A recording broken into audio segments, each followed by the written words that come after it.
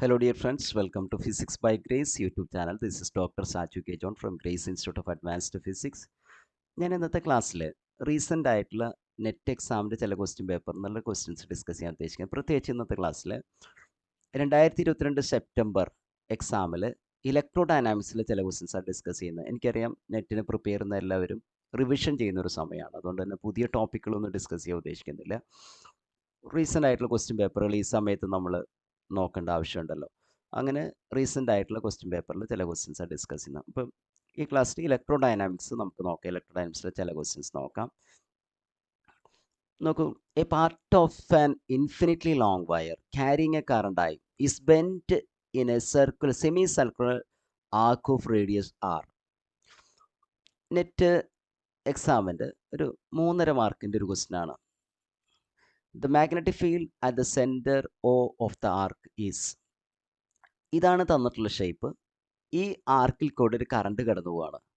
അങ്ങനെയാണെങ്കിൽ ആർക്കിൻ്റെ സെൻറ്ററിൽ ഈ പോയിന്റിലുള്ള മാഗ്നറ്റിക് ഫീൽഡ് എത്രയാണ്? നമുക്കിവിടെ 2 സെക്ഷൻസ് കാണാൻ പറ്റും. ഇതാ ഇങ്ങനെ സ്ട്രെയിറ്റ് ആയിട്ടുള്ള വയർ കാണാൻ പറ്റും. ഈ സ്ട്രെയിറ്റ് ആയിട്ടുള്ള പാർട്ട് നമുക്ക് കാണാൻ പറ്റും. അതേപോലെ തന്നെ ഇങ്ങനെ സർക്കുലർ ആയിട്ടുള്ള പാർട്ട് കാണാൻ പറ്റും. 2ആയിട്ട് നമുക്ക് ആ വയറിന് തിരിക്കാം. സ്ട്രെയിറ്റ് ആയിട്ടുള്ള പാർട്ട്, ഈ സ്ട്രെയിറ്റ് ആയിട്ടുള്ള പാർട്ട് എത്ര കോൺട്രിബ്യൂട്ട് ചെയ്യുന്നത് നോക്കണം മാഗ്നറ്റിക് ഫീൽഡിന്. അതുപോലെ ഈ സർക്കുലർ ആയിട്ടുള്ള പാർട്ട് എന്ന് പറയുമ്പോൾ ഇവിടെ സെമി സർക്കുലർ ആയിട്ടുള്ള പാർട്ട്, ഒരു സർക്കിളിൻ്റെ പകുതിയുള്ളത്. നമ്മളിവിടെ യൂസ് ചെയ്യുന്ന റിസൾട്ട് ഇതാണ്. ഇപ്പോൾ സ്ട്രെയിറ്റ് ആയിട്ടുള്ള പാർട്ടാണെങ്കിൽ നമുക്ക് ചെയ്യാവുന്ന ഒരു കാര്യം വെച്ചാൽ ബയോട്ട് സാവർട്ടിൽ യൂസ് ചെയ്തിട്ട് ഇൻ്റഗ്രേറ്റ് ചെയ്യാൻ പറ്റും. ഇപ്പം ഇവിടെ ഞാനൊരു DL എലമെൻ്റ് എടുക്കുകയാണെങ്കിൽ DL നോക്കൂ, എന്താ ബയോട്ട് സാവർട്ടിലോ നമ്മളിപ്പോൾ ഇങ്ങനെ ഒരു കണ്ടക്ടർ ഉണ്ട്, അതിൻ്റെ ഒരു എലമെൻറ്റ് നമ്മൾ കൺസിഡർ ചെയ്യുകയാണ്. ചെറിയ എലമെൻറ്റ് ഇതാ, suppose this A small element of the conductor. എന്നിട്ട് ഈ പോയിന്റിലുള്ള ഫീൽഡ് ഞാൻ കണ്ടുപിടിക്കുകയാണ്. ഈ സ്മോൾ എലമെൻറ്റ് കൊണ്ട് ഈ പോയിന്റിലെ ഫീൽഡ് അതിനെ നമ്മൾ dB എന്ന് എഴുതാം. dB = μ0/4π. ഞാൻ ഒന്ന് താഴെ ഇറക്കി എഴുതാം. dB = ഈ പോയിന്റിലെ field μ0/4π I into DL cross R, vector ഫോമിലാണ് എഴുതുന്നത്, /r³. മുകളിൽ R ഉള്ളതുകൊണ്ടാണ് താഴെ r³. വെക്റ്റർ ഫോമിൽ എഴുതുമ്പോൾ ഇങ്ങനെയാണ്, താഴെ r³ ആണ്. അല്ലെങ്കിൽ μ0/4π IDL sin⁡θ/r² എന്ന് എഴുതാം. ഇത് വെക്റ്റർ ഫോമിൽ എഴുതാണ്. സോ ഫീൽഡിൻ്റെ ഡയറക്ഷൻ എന്നുള്ളത് DL ക്രോസ് ആറിൻ്റെ ഡയറക്ഷനാണ്. അപ്പോൾ ആ ഫീൽഡിൻ്റെ ഇക്വേഷനിൽ DL ക്രോസ് R ഉണ്ട്. DL ക്രോസ് R ചെയ്യുമ്പോൾ ഒന്ന് ശ്രദ്ധിക്കുക, നമ്മുടെ ഈ കേസിൽ ഏതാണ് R? നമ്മളിപ്പോൾ പറഞ്ഞ കേസിൽ R ഏതാണ്? നോക്കൂ, R എന്ന് പറഞ്ഞാൽ DL എന്ന് ഏത് പോയിന്റിലാണോ ഫീൽഡ് കണ്ടുപിടിക്കുന്നത് ആ പോയിന്റിലേക്ക് വരയ്ക്കുന്ന വെക്റ്ററാണ്, അല്ലെങ്കിൽ പൊസിഷൻ വെക്റ്ററാണ്. ഇപ്പം നമ്മൾ വരച്ച കേസിൽ DL-ഉം R-ഉം ഒരേ ഡയറക്ഷനിലാണ്. വളരെ ക്ലിയർ ആണ്. ഇപ്പം നമ്മൾ വരച്ചതിൽ DL-ഉം R ഒരേ ഡയറക്ഷനാണ്. So the angle between DL and R is 0 degree. Okay, 0 ഡിഗ്രിയാണ്. ഈ ക്രോസ് പ്രൊഡക്റ്റ് ചെയ്യുമ്പോൾ അത് 0 ആയിട്ട് പോകും. മനസ്സിലായോ? സെയിം രണ്ട് വെക്റ്റേഴ്സ് സെയിം ഡയറക്ഷനാണ്, ക്രോസ് പ്രൊഡക്റ്റ് 0 ആയിട്ട് പോകും. കാരണം ക്രോസ് പ്രൊഡക്റ്റ് എന്താണ്? DL ക്രോസ് R എന്നുള്ളത് DL R സൈൻ തീറ്റയാണ്, മാഗ്നിറ്റ്യൂഡ്. ഓക്കെ, അപ്പോൾ തീറ്റ 0 ആണെങ്കിൽ എന്താണ്? സൈൻ 0 0 ആണ്. So this will be 0. അപ്പോൾ നമുക്ക് മനസ്സിലാകുന്നത് ഈ സ്ട്രെയിറ്റ് ലൈൻ പാർട്ട്, അത് ഇവിടെയുള്ള പാർട്ടായാലും ഇവിടെയുള്ള പാർട്ടായാലും, അതുകൊണ്ടൊരു മാഗ്നറ്റിക് ഫീൽഡ് സെൻറ്ററിലില്ല. അപ്പോൾ magnetic field at the centre എന്നുള്ളത് ഞാൻ പറഞ്ഞതാണ്. Magnetic field at the centre is magnetic field due to the straight part, അല്ലേ? Straight line part plus magnetic field due to the circular part, അല്ലേ? Circle എന്ന് പറഞ്ഞാൽ ഇവിടെ സെമി സർക്കിളാണ്. Yes, semi circular പാർട്ടാണ് ടോട്ടൽ ഫീൽഡ് എന്നുള്ളത്. അപ്പോൾ straight line part കൊണ്ടുള്ള മാഗ്നറ്റിക് ഫീൽഡ് 0 ആണ്. സോ നമുക്കിനി സെമി സർക്കുലർ പാർട്ട് കൊണ്ടുള്ള ഫീൽഡ് നോക്കാം. സെമി സർക്കുലർ പാർട്ട് കൊണ്ടുള്ള ഫീൽഡ് നോക്കുമ്പോൾ സർക്കിൾ കൊണ്ടുള്ള ഫീൽഡ് നമ്മൾ പഠിക്കുന്നുണ്ട്. μ0, ആ ഇക്വേഷൻ എല്ലാവർക്കും അറിയേണ്ട ഇക്വേഷനാണ്. μ0I/2r എന്നാണ് ഇക്വേഷൻ. ഒരു ഫുൾ സർക്കിൾ കൊണ്ടുള്ള ഫീൽഡ് μ0I/2r ആണ്. അങ്ങനെയാണ് ഈ സെമി സർക്കിൾ, ഇവിടെ മാഗ്നറ്റിക് ഫീൽഡ് കോൺട്രിബ്യൂട്ട് ചെയ്യുന്നത് ഒരു ലീനിയർ ഒരു അഡീഷനാണ്. ശരിക്കും പറഞ്ഞാൽ കൂടുതൽ പാർട്ട് ഉണ്ടെങ്കിൽ കൂടുതൽ ഫീൽഡ് ഉണ്ടാവും. അപ്പം ഒരു സെമി സർക്കുലർ പാർട്ട് കൊണ്ടുള്ള ഫീൽഡ് എന്നുള്ളത് നമുക്ക് ഇതിൻ്റെ ഹാഫാണ്. സർക്കിൾ കൊണ്ടുള്ള ഫീൽഡിൻ്റെ ഹാഫാണ്, സിംപ്ലി ഹാഫാണ്. ഇപ്പോൾ സർക്കിളിൻ്റെ ക്വാർട്ടർ ആണെങ്കിൽ ഈ ഫീൽഡിൻ്റെ 1/4 ആണ് ഇവിടെ വരിക. സർക്കിളിൻ്റെ ഫീൽഡിൻ്റെ 1/4 ആണ് വരിക. അപ്പോൾ ഇത്രയും ഭാഗത്തോടെ കറണ്ട് ഒഴുകുന്നതുകൊണ്ട് സെൻട്രലുള്ള ഫീൽഡ് എന്നുള്ളത് ഇത് സെമി സർക്കുലർ ആയതുകൊണ്ട് സർക്കിൾ ആയിരുന്നെങ്കിൽ കിട്ടേണ്ട ഫീൽഡിൻ്റെ പകുതിയാണ് കിട്ടുക. ഓക്കെ, അപ്പോൾ ഇവിടെ μ0I/4r ആണ് വരിക. μ0I/4r. ഞാൻ ഇവിടെ അഡീഷണൽ ആയിട്ടൊരു കാര്യം പറഞ്ഞോട്ടെ. അപ്പോൾ ഇതാണ്, ഇത് 0 ആയതുകൊണ്ട് μ0I/4r. So the answer is μ0I/4r. ഇതാണ് ആൻസർ. ഓക്കെ,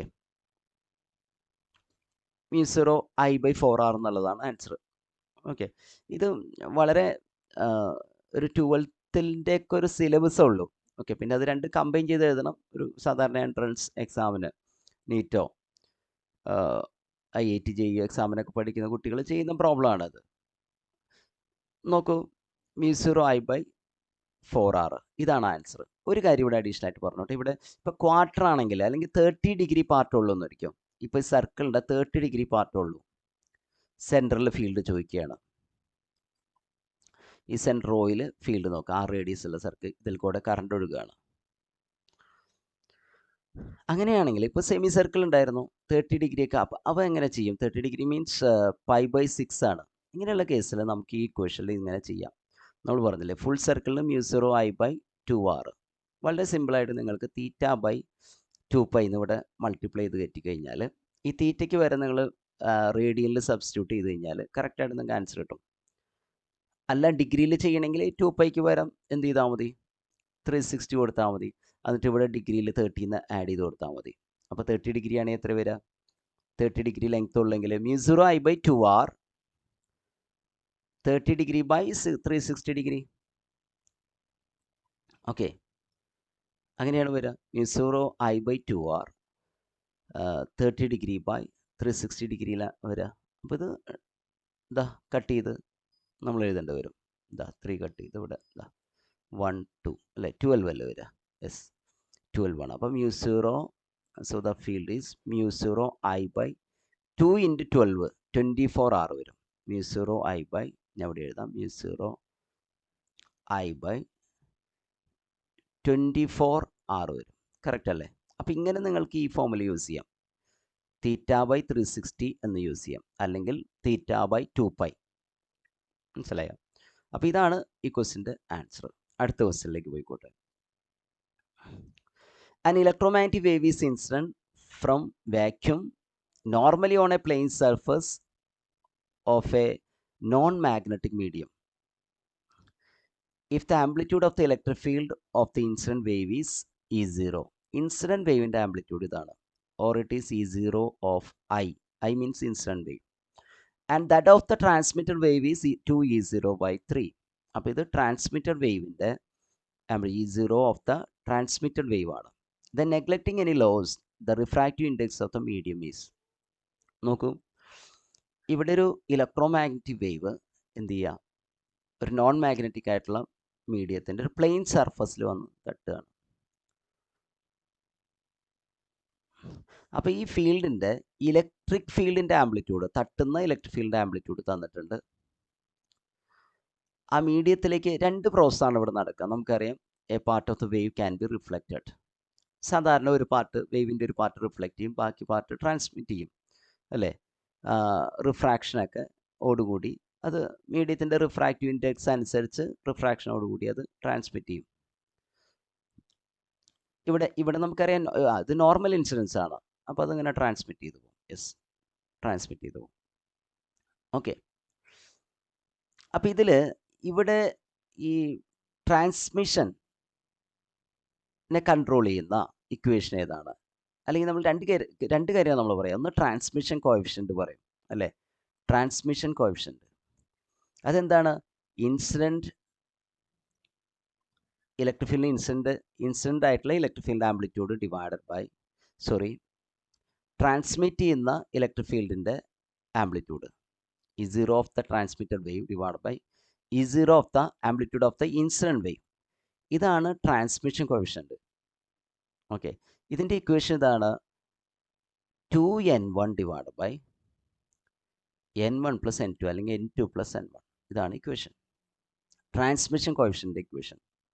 ഇനി ഒരു പാർട്ട് റിഫ്ലക്റ്റ് ചെയ്യില്ലേ, ആ റിഫ്ലക്ഷൻ കോഎഫിഷ്യൻ്റ് ഇക്വേഷൻ എന്താ?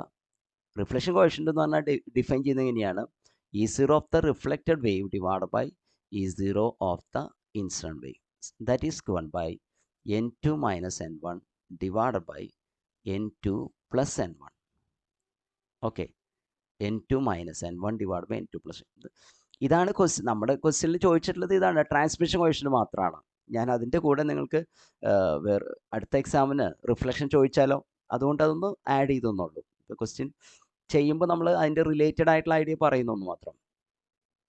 നോക്കി ഈ ക്വസ്റ്റ്യനിൽ എന്താ വരിക, നമ്മുടെ ക്വസ്റ്റ്യനിൽ തന്നിട്ടുള്ളത് നമ്മുടെ ഇക്വേഷൻ ഞാൻ എഴുതാം. Transmission coefficient that is E0 of the transmitted wave divide by E0 of the incident wave, that is equal to, equation ഇതാണ്, 2n1 divide by n2 plus n1. നമുക്കറിയാം ട്രാൻസ്മിറ്റഡ് വേവിൻ്റെ ആംപ്ലിറ്റ്യൂഡ് തന്നിട്ടുള്ളത് 2E0/3 എന്നാണ്. Incident വേവിൻ്റെ 2/3, 2E0/3 ആണ് തന്നിട്ടുള്ളത്. Incident വേവിൻ്റെ amplitude E0 ആണ്. Okay, 2n1. ഇവിടെ ഒരു കാര്യം പറഞ്ഞിട്ടുണ്ട്, an electromagnetic wave is incident from vacuum. അപ്പോൾ n1 വാക്യൂത്തിൻ്റെ റിഫ്രാക്റ്റീവ്സ് 1 ആണ്. So 2 × 1 divide by n2 plus n1 ആണ്. n2 പ്ലസ് n1 എന്ന് പറഞ്ഞാൽ n2 ആണ് നമുക്ക് കണ്ടുപിടിക്കേണ്ടത്, രണ്ടാമത്തെ മീഡിയത്തിൻ്റെ റിഫ്രാക്റ്റീവ് ഇൻഡെക്സ് n1 1 ആണ്, സബ്സ്റ്റിറ്റ്യൂട്ട് ചെയ്തു. ഇത് സിംപ്ലിഫൈ ചെയ്താൽ മതി. E0 ഇവിടെ ക്യാൻസൽ ആയി പോകും. ലെഫ്റ്റ് ഹാൻഡ് സൈഡിൽ 2/3 ആണുള്ളത്, റൈറ്റ് ഹാൻഡ് സൈഡിൽ 2 ഡിവൈഡ് ബൈ n2 പ്ലസ് 1 എന്ന് കിട്ടും. 2 രണ്ട് സൈഡിലും ക്യാൻസൽ ആയി പോകും. റെസിപ്രോക്കൽ എടുത്തു കഴിഞ്ഞാൽ n2 plus n1 is equal to 3 എന്നും n2 ഈക്വൽ ടു 2 എന്ന് കിട്ടും. 2 ആണ് refractive index of the second medium. ഇതാണ് കറക്റ്റ് ആയിട്ടുള്ള ഓപ്ഷൻ, 2.0 അല്ലെങ്കിൽ 2 ആണ് കറക്റ്റ് ആയിട്ടുള്ള ആൻസർ. ഓക്കെ, അപ്പോൾ ഇങ്ങനെയാണ് ഈ ക്വസ്റ്റ്യൻ ചെയ്യാം. അടുത്ത ക്വസ്റ്റ്യനിലേക്ക് പോവാം. Two positive and two negative charges of magnitude q are placed on the alternate vertices of a cube of side A. അപ്പോൾ ഇവിടെ ഒരു ക്യൂബ് തന്നിട്ടുണ്ട്, അതിൻ്റെ വെർട്ടീസസിൽ 2 പ്ലസ് ക്യൂ ചാർജ് ഉണ്ട്, 2 മൈനസ് ക്യൂ ചാർജ് ഉണ്ട്. Okay, the electric dipole moment of this charge configuration is, സാധാരണ ചോദിക്കുന്ന ഒരു ക്വസ്റ്റ്യൻ ആണ്, ഒരു സ്റ്റാൻഡേർഡ് ആയിട്ടുള്ള ക്വസ്റ്റ്യൻ ആണ്. ഇലക്ട്രിക് ഡൈപോൾ മൊമെന്റ് കണ്ടുപിടിക്കാം. ചാർജുകളുടെ പൊസിഷൻ തന്നിട്ട് ഇലക്ട്രിക് ഡൈപോൾ മൊമെന്റ്, ചാർജുകളുടെ പൊസിഷൻ തരാൻ വേണ്ടി വളരെ എളുപ്പമാണ്. ഒരു ക്യൂബ് തന്നു കഴിഞ്ഞാൽ പൊസിഷൻ നമുക്ക് കണ്ടുപിടിക്കാൻ വളരെ എളുപ്പമാണ്, അതുകൊണ്ടാണ് അങ്ങനെ തന്നിട്ടുള്ളത്. ഈ ആക്സിസ് തന്നിട്ടുണ്ട് ഇവിടെ, ഇത് കെ ആക്സ് ആണ്, കെ ആണ്, ഇത് ജെ ആണ്, IJK, ഇത് I ആക്സ് ആണ്. ആ ഡയറക്ഷൻ കൃത്യമായിട്ട് തന്നിട്ടുണ്ട്. അപ്പോൾ ഇവിടെ നമുക്ക് ആ കോർഡിനേറ്റ്സ് ഒന്ന് ജസ്റ്റ് മാർക്ക് ചെയ്യാം. ജസ്റ്റ് ഒരു ക്യൂബ് വരയ്ക്കാം. ഇതാണ് ക്യൂബ് എന്ന് വിചാരിക്കും. ഓക്കെ, എവിടേക്കാണ് ചാർജസ് തന്നിട്ടുള്ളത്? ഒന്ന് ഇവിടെ പ്ലസ് ക്യൂ ചാർജ് ആണുള്ളത്, പിന്നെ ഈ കോർണറിൽ that also is plus Q, പിന്നെയുള്ളത് ഈ കോർണറാണ്, അത് മൈനസ് ക്യൂ ചാർജ് ആണ്, ഇവിടെയുള്ളതും മൈനസ് ക്യൂ ചാർജ് ആണ്. ഓക്കെ, ആക്സിസ് നോക്കുമ്പോൾ ഇത് എക്സ് ആക്സ് ആണ്, അല്ലെങ്കിൽ ഇത് I ഡയറക്ഷനാണ്, ഇത് Y ആക്സ് ആണ്, അല്ലെങ്കിൽ J ഡയറക്ഷനാണ്. ഇതാണ് നമ്മുടെ ഒറിജിൻ, 0 0 0. ഇത് Z ആക്സ് ആണ്, അല്ലെങ്കിൽ അത് K ഡയറക്ഷനാണ്. അപ്പോൾ നമ്മൾ ശ്രദ്ധിക്കേണ്ടത് വെച്ചാൽ ഇവിടെ നമ്മൾ പോയിന്റ്സ് മാർക്ക് ചെയ്യുകയാണെങ്കിൽ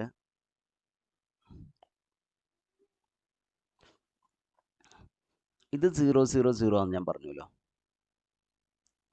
എക്സ് ആക്സിൽ ഇത് A ഡിസ്റ്റൻസ്, അപ്പോൾ എക്സ് ആക്സിലെ പോയിന്റ് ആവും, നമുക്ക് A0 0 എന്ന് മാർക്ക് ചെയ്യാം. ഇത് Y ആക്സിലെ A ഡിസ്റ്റൻസ് ആണ്, ഈ പോയിന്റ് നമുക്ക് 0 A 0 എന്ന് മാർക്ക് ചെയ്യാം. ഈ പോയിന്റ് ഒരു XYZ വരുന്ന 3 ആക്സിസും വരുന്ന ഒരു കോമൺ പോയിന്റ് ആണ്. നമുക്കറിയാം ഈ പോയിന്റ് ഇങ്ങനെയാണ് മാർക്ക് ചെയ്യുക, A എന്നാണ് മാർക്ക് ചെയ്യേണ്ടത്. അത് ആ സ്പേസിലുള്ള XYZ ആ സ്പേസിലുള്ള പോയിന്റ് ആണ്. ഇത് വീണ്ടും Z ആക്സിലുള്ള പോയിന്റ് ആണ്, അപ്പോൾ അത് 0 0 Z ആക്സിൻ്റെ അവിടെ A എന്ന് മാർക്ക് ചെയ്യണം. ഓക്കെ, അപ്പോൾ ഇതിൻ്റെയൊക്കെ പൊസിഷൻ വെക്ടർ എഴുതാം, നമുക്ക് പൊസിഷൻ വെക്ടർ എഴുതാം. ഇവിടെ നോക്കൂ, നമ്മൾ ഡൈപോൾ മൊമെന്റ് എഴുതുമ്പോൾ ഡൈപോൾ മൊമെന്റ് കാണാനുള്ള ഫോർമുല ഇത്രയേ ഉള്ളൂ, P = summation over I charge QI into അതിൻ്റെ പൊസിഷൻ വെക്ടർ RI. ഇതാണ് ഡൈപോൾ മൊമെൻറ്റ് കണ്ടുപിടിക്കാനുള്ള ഇക്വേഷൻ. ഡൈപോൾ മൊമെൻറ്റ് കാൽക്കുലേറ്റ് ചെയ്യാനുള്ള ഇക്വേഷൻ ഇതാണ്.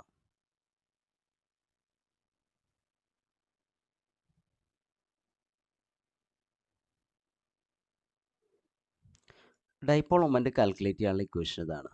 അപ്പോൾ ഇവിടെ ഓരോ ചാർജ് എടുക്കുക. ഫസ്റ്റ് ഞാൻ ഈ ചാർജ് എടുക്കാം, ഫസ്റ്റ് വൺ. അപ്പോൾ അതിൽ എഴുതുമ്പോൾ ആ ചാർജ് -q ആണ്. അതിൻ്റെ കോർഡിനേറ്റ് ആയിട്ട് ഇവിടെ നമുക്ക് ബാക്കി രണ്ടും 0 ആണ്.